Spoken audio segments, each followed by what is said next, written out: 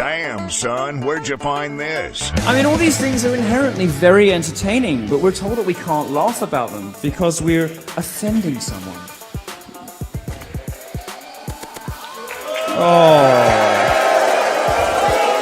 Madam, I'm grateful to you for coming, but to be quite honest with you, fuck your feelings.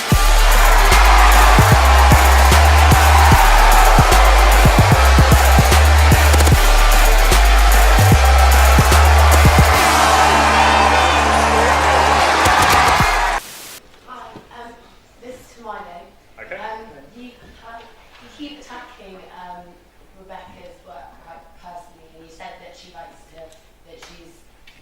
objectify men, but she doesn't like women being objectified. She actually wrote an article how she didn't like Brooklyn Beckham being called something like young, sexy, and legal, and how she thought that it was wrong that he was called that by another article. So that clearly shows that she doesn't like. Well, I never said she was consistent, but she did write an article in the wake of the Charlotte Proudman issue, and there was a lawyer who decided she didn't want to be a lawyer anymore, she wanted to be a Guardian columnist, so she made a name for herself by complaining that a man had said she looked nice. Well, I'm sorry, love. So she went to town, publicly shamed him. I suspect this is verging the realms of ad hominem attacks. I am really interested to hear where you're going, though, because I don't think I read it. In your piece, you said that if it was a man, you'd probably have laughed. Do you want me to quote it? I'm genuinely, yes, I would, because I'm not saying you're wrong, I just don't remember writing it. Okay. I'll find it while you're After this one last question, just to clarify. Yeah, it was, if I knew that a male member of staff was speculating about how I look naked, I would cause the sort of fuss that would make Charlotte Proudman look meek. If I heard a female colleague doing the same thing about Andrew in accounts, I'd probably laugh and I might even join in. And I can...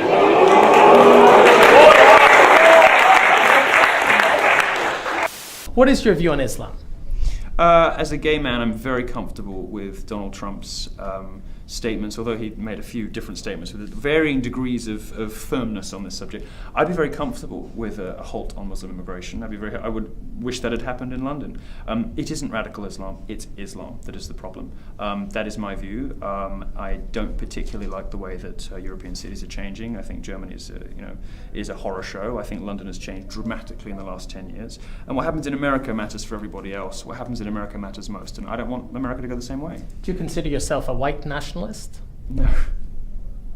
Isn't that what some people would think of when they hear of you don't like the changing face of places like London? No, I'm talking about culture, not race. Muslims coming in. No, I'm talking about culture, not race, and it's typical of someone like the BBC to try to conflate the two, because what what they want to do is to suggest that if you're proud of your country and the ideals on which your country is founded, that somehow makes you a racist. It doesn't.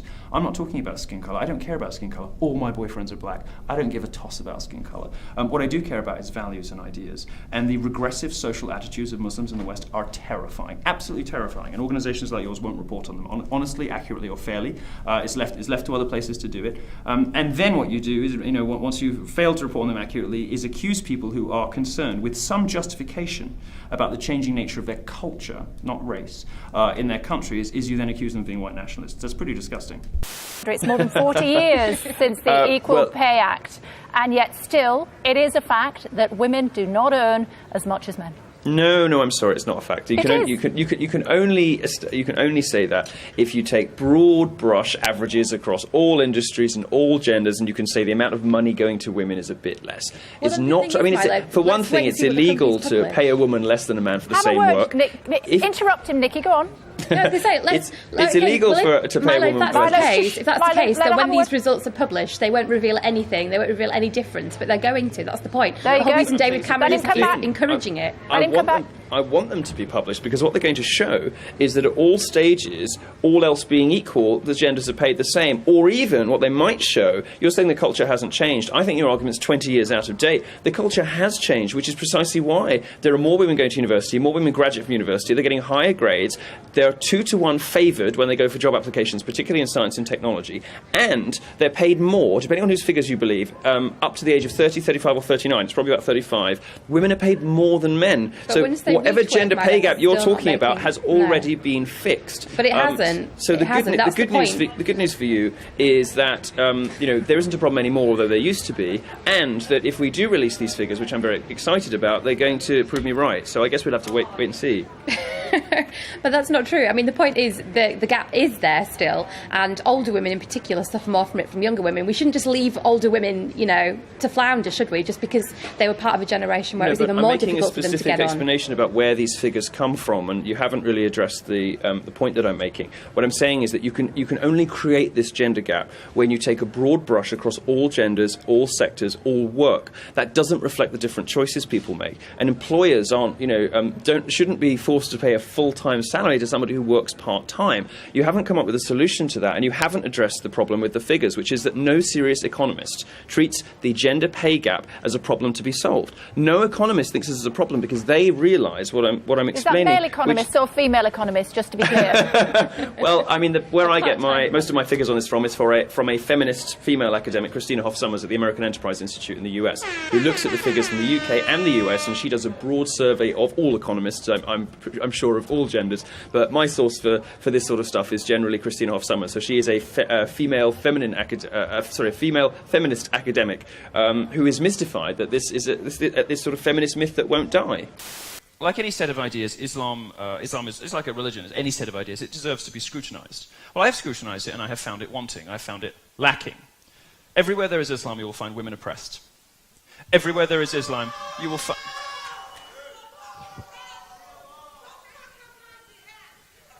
You're wearing a hijab in the United States of America. What is wrong with you?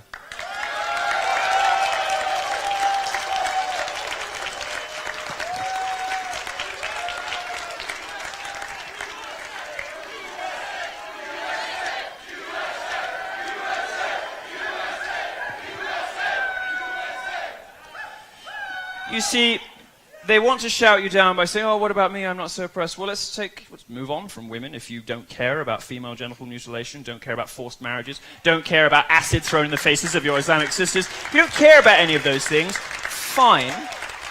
Let's talk about gays instead. In 12 Islamic countries, I could be killed for my sexuality. Is that okay?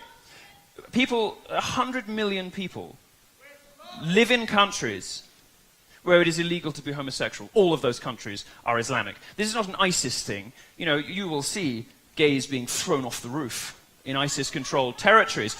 But this has nothing to do with terrorism. This is mainstream Muslim culture. Your religion does it everywhere your religion exists. It is a threat, an existential threat to gay people.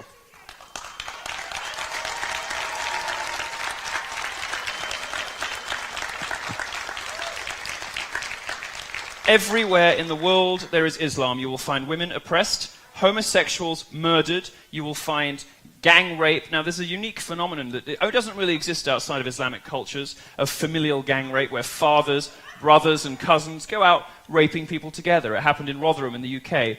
And the liberal establishment in the UK didn't investigate this because, according to a government report, not a far right-wing blog, according to a government report, 1,400 young girls were raped in racially or religiously, as you choose to define it, motivated crimes, because both the police and the authorities were too scared of being called racist to intervene. And this pattern repeats itself everywhere there is mass Muslim immigration. My suggestion to you, America, is that you don't need it here. Learn your lesson from 9/11. Learn your lesson from Orlando.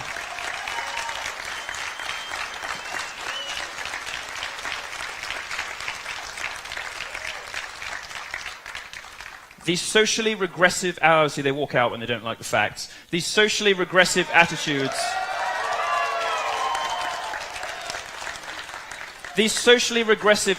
of Muslims in the West are horrifying. Absolutely horrifying. The surveys show that 52% of British Muslims think that my sex life should be made illegal. 39% of them.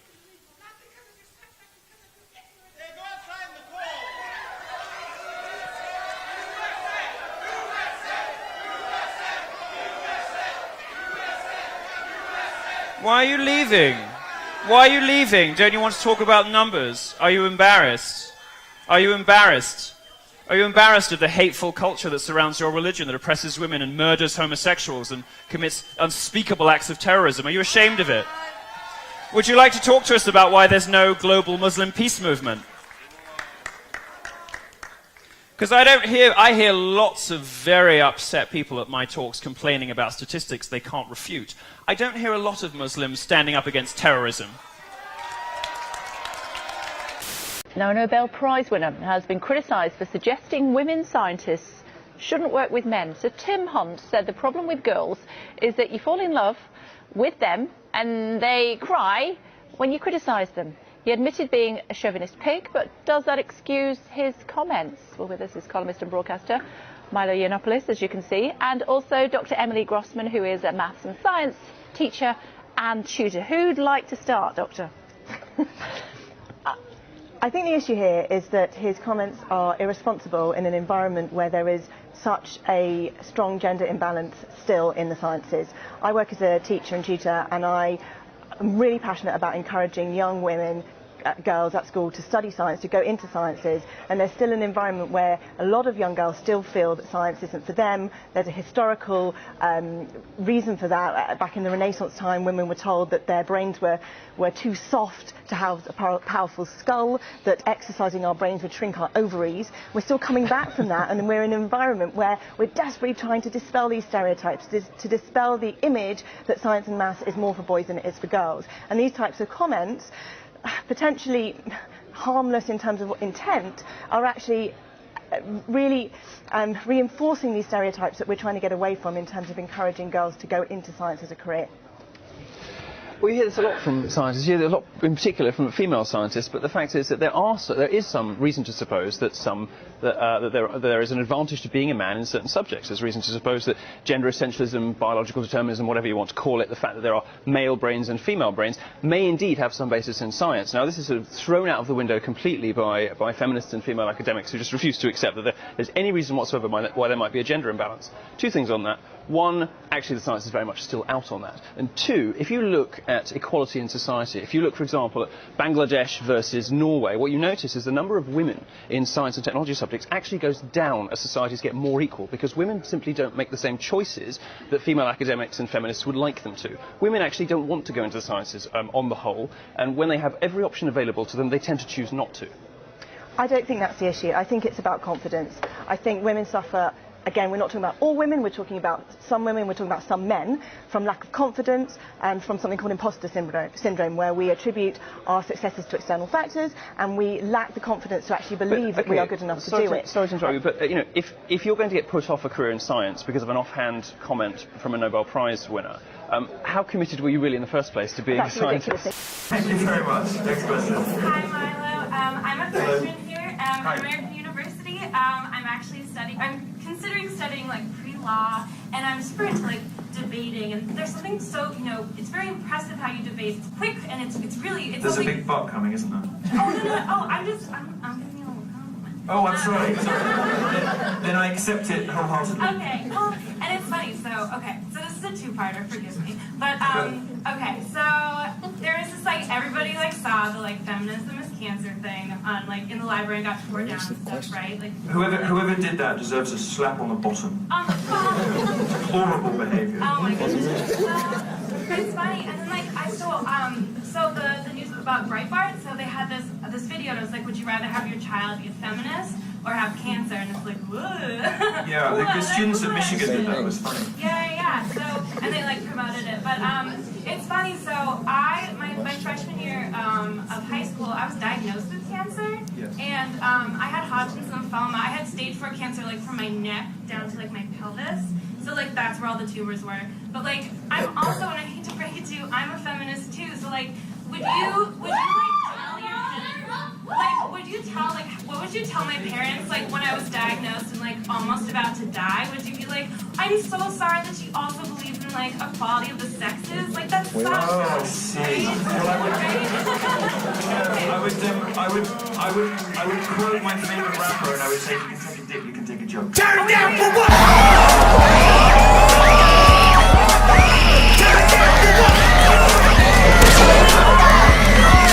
from Surely they want to activists be on able your... to see what clothes will look like before they try them on. Well, they can see what they'll look like on them by trying them on. Yeah. I mean, designers put clothes on skinny women because it looks better, because that's what people like because to look at. Both they're women unable to and design men for larger prefer to women. look at that. I mean, the fact is, again, this is not really about men at all. This is about pressures that women put on other women, to look good and to stay thin and to stay healthy. And frankly, those women who do aspire to look like what, you may think are sort of stereotypical standards of beauty or unattainable sort of beauty standards. Women who do look like that tend to be happier. They tend to have better success in relationships, and they tend to report that they're more content with life. When I said, women are getting more unhappier every decade, I'm not just pulling that out of my behind. Women these days report, as compared to even 50 years ago, they're far more depressed. They're far more likely to report themselves as generally unhappy with life. They're far more likely to be single, and they're far more likely to contemplate suicide. And a lot of this has got to do with the fact that after 30, women do struggle to be happy if they're not in relationships. And part of the reason that many women are not in relationships is you've got these weird celebrities like Lena Dunham, who put sort of, being quivering and blobby and unpleasant as a sort of virtue on our screens, encouraging women to turn themselves into quite unattractive, sort of spectacles. I don't think that's particularly healthy for anybody, but ultimately it doesn't really affect men. It certainly doesn't affect me as a homosexual. It just affects women because you're making women unhappy.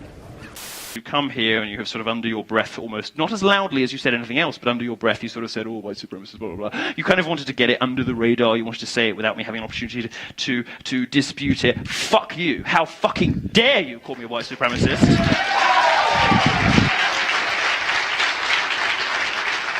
So, you're not leaving as well, are you?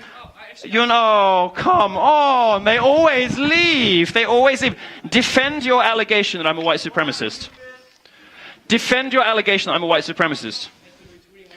Defend your allegation that I am a white supremacist. You call me a white supremacist. Defend it. Defending... Am I? Baby.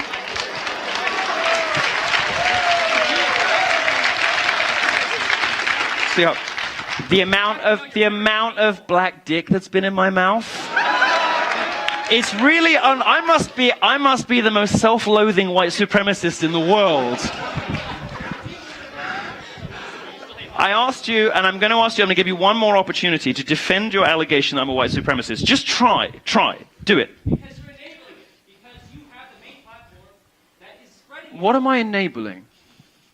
Because what I've talked about this evening isn't race or skin colour, I've talked about values. And when the BBC did what you're attempting to do now, as 1.3 million people have seen on my YouTube channel, what they did was try to conflate an admiration for American values, for the First and Second Amendment, for freedom, democracy, property rights, capitalism. They tried to conflate that with race. They tried to say, if you're proud of your country, or you admire the values of another country, that somehow makes you a racist. It doesn't.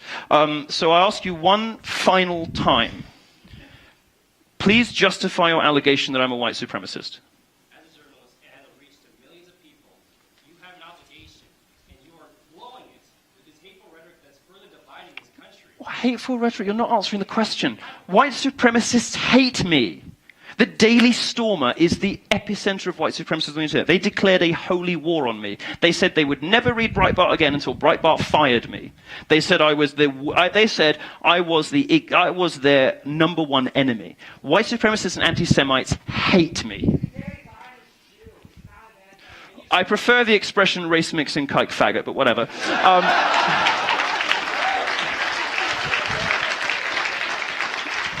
Sir, racists hate me. They hate me. Of course they do. So racists hate me, but I'm a white supremacist. You're just confusing me. You're confusing me. And I'm very easily confused because I'm a homosexual, but should we give him another chance? Give him one more chance. Okay. All right. Okay. One more try. I believe in you. I believe in you. I know you can do it. One more try. Justify your allegation. I didn't ask you if I was enabling white supremacists, which is just an equally idiotic allegation, but it's not the one you made. I'm asking you to justify your allegation that I'm a white supremacist. Please do so.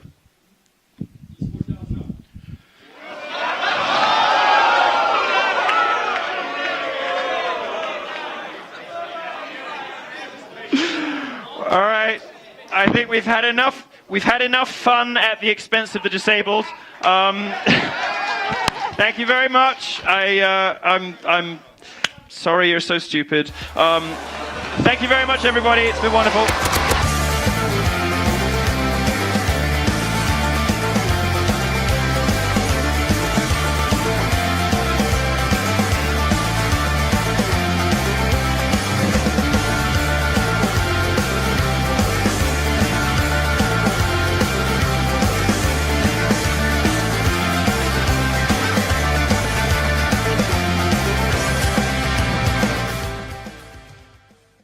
My name's Sergeant First Class Devin Allred.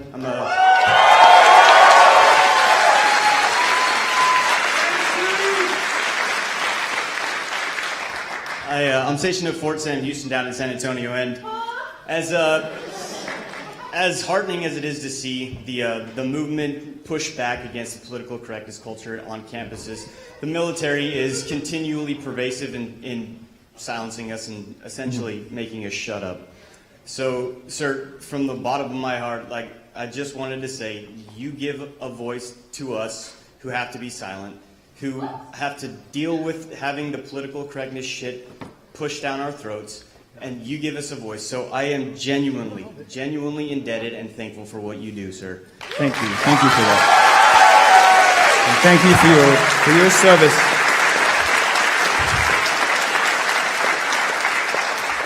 I hope you won't find this too forward, because I'm not a citizen here, but I kind of feel like America looks after all of us. And so when I hear servicemen and women who say things like that, it touches even my cold, black, dead heart. Because I sort of feel like you look after all of us. I really appreciate that. And thank you for your service. My wife wouldn't let me bring you and give you my Purple Heart, much like Trump received one, so could I please have the honor of gifting you my ID tag, sir? Of course.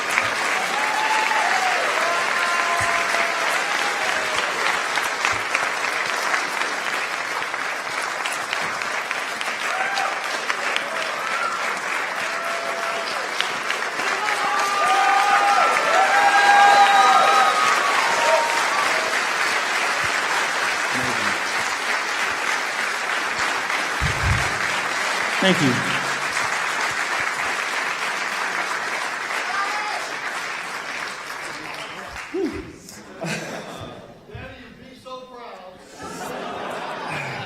Thank you so much for that. I really appreciate that. Thank you.